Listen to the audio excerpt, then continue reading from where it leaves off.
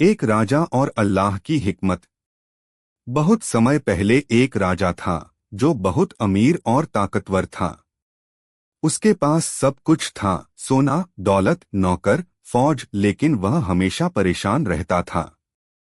हर छोटी बात पर गुस्सा करता और अगर कुछ उसके मन के मुताबिक न हो तो तुरंत लोगों को सजा दे देता।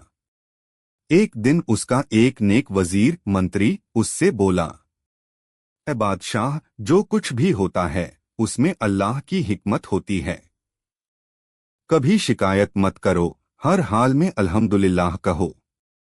राजा मुस्कुराया और बोला, क्या मुसीबत में भी शुक्र अदा करना चाहिए?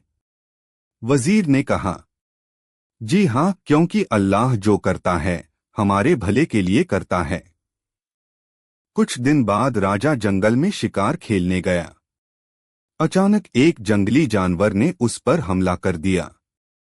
राजा के सिपाहियों ने जानवर को मार दिया, लेकिन उस झटके में राजा की एक उंगली कट गई।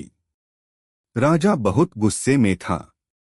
उसने वजीर को बुलाया और कहा, देखा, अब बताओ इसमें भी अल्लाह की हिकमत क्या है? वजीर बोला, मालूम नहीं, लेकिन जो अल्लाह करता है उसमें जरूर भलाई होती है। राजा को बात बुरी लगी और उसने गुस्से में कहा, इसको जेल में डाल दो। वजीर को कैद कर दिया गया। फिर भी उसने कहा, अल्हम्दुलिल्लाह, इसमें भी भलाई है। कुछ हफ्ते बाद राजा फिर जंगल गया।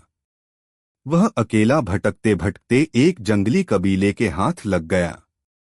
वो लोग कुर्बानी बलिदान के लिए किसी इंसान को ढूंढ रहे थे। उन्होंने राजा को पकड़ लिया और तैयार हो गए उसे जिंदा कुर्बान करने के लिए। जब वो लोग राजा के शरीर की जांच करने लगे तो उन्होंने देखा कि उसकी एक उंगली नहीं है।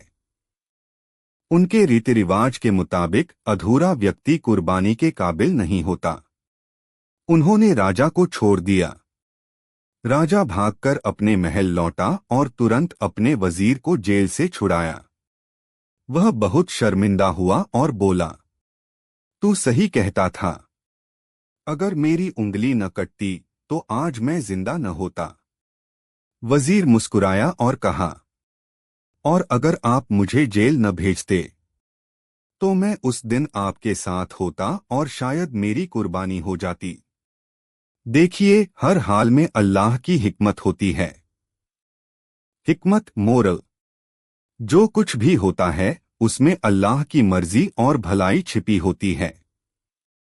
हर हाल में अल्हम्दुलिल्लाह कहना ही सच्चे ईमान की निशानी है।